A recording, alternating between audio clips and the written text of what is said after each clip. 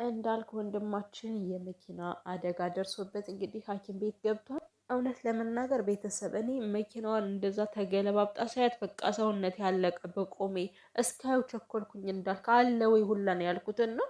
ምክንያቱም መኪናዋን እያያችሁ ነው እንዴት ተገለባብጣ እንደነበረ። ከዛ ውስጥ መውጣት በራሱ እጅግ ታምር ነው የሆነብኝና ፈጣሪ ይመስገን እግዚአብሔር አተርፎታል። ከዛ ውስጥ ወንድማችን እንዳልክ እንኳን እግዚአብሔር አተረፈ። ከሞቱ አሟሟቱ የከፋ የሚሆነው እንደዚህ ድንገተኛ የሚመጣብን አደጋ ነው እና ለንስሐ እድሜ እንኳን የማያበቃ ነው ይሄ ድንገተኛ አደጋ የሚደርስብን ነገር ማለት ነው። እውነት እኔ አልቻልኩም ማለት ሰሞኑን እንዳልክ የነበረበት ነገር ጥሩ አይደለም። ያው ጭንቀት ውስጥ እንደሆነ ምናምን ሁላችን የምናውቀው ነው። ታውቃላችሁ በባለፈው የተሰሩ ቪዲዮዎች ምናምን ጥሩ ሙድ ላይ አልነበረም እና ብቻ ግን በጣም ከባድ ነው። ውስጣችን ቂም እንዳዘለ እንደዚህ መሆን በራሱ እጅግ በጣም ነው የሚከብደው እና ብዙ ቂም የያዝንባቸው ነገሮች ሊኖሩ ይችላሉ። ብዙ ይቅርታ የምንጠይቃቸው ሰዎች ሊኖሩ ይችላሉ እና እንደዚህ ድንገት ሲሆን ደግሞ ያን ሁሉ ሳታደርጉ ነው ይዟችሁ የሚሄድ ይሄ ድንገተኛ አደጋ የሚባል ነገር እና ባለፈው እንዲህ ሄሉን ለምን እንደዚህ ያደረጋት ብለን በጣም ብዙ ተናግረነው ነበር፣ ብዙ ብለነው ነበረ።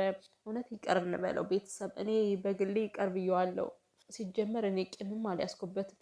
ሄሉሻን ብትሆኚ እውነት ቂም ይዘሽበት ከሆነ ይቅር በይው። ይሄን እያየሽ መቼም ከዚህ በኋላ ቂም ትይዣለሽ ብዬ አላስብም። ነው አንዳንዴ ከሰዎች ጋር ስንጣላ ማለት ነው የሆነ ለመታረቅ ራሱ ቀነ ቀጠሮ የምንሰጠው ነገር አለ። ግን በዛ ቀነ ቀጠሮ ላይ ድንገት ሳናስበው ሞት ይዞን ይሄዳል እና በጣም ከባድ ነው እንዳልክ። ከዛ መትረፉ ብቻ እንደዚህ ድንገተኛ አደጋ የሚከሰትባቸው ሰዎች እንደዚህ ሲተርፉ ማለት ነው ለዛ ሰው ብቻ አይደለም ለእኛ ለራሱ እንድንማርበት ነው የሚያደርገን እና እኛም እንማርበት። ማርያምን እኔ በጣም ነው የደነገጥኩት።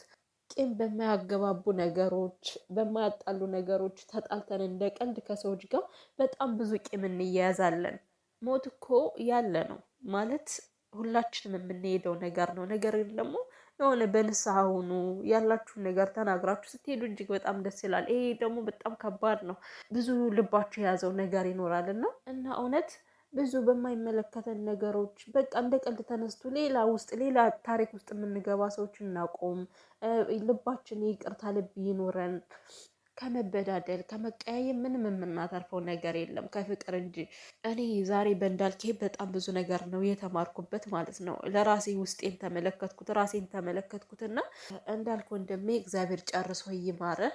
አንዳንዴ ልባችሁ ንጹህ ሲሆን ከእንደዚህ ከድንገተኛ አደጋን ፈጣሪ ይጠብቃችኋል። እውነት ብዙ ጊዜ እንዳልክ ስለ ፈጣሪው ይናገራል፣ ቅርብ እንደሆነ ይናገራል እና እሱም ነው የረዳው ብዬ አስባለሁ። ብቻ ደስ ብሎኛል እንኳን እግዚአብሔር አተረፈ። እና ቤተሰብ ያው ሰሞኑን እንዳልክ ያለበት ሁኔታ እንግዲህ ሀሳብ ውስጥ ነው፣ ጭንቀት ውስጥ ነው ማለት።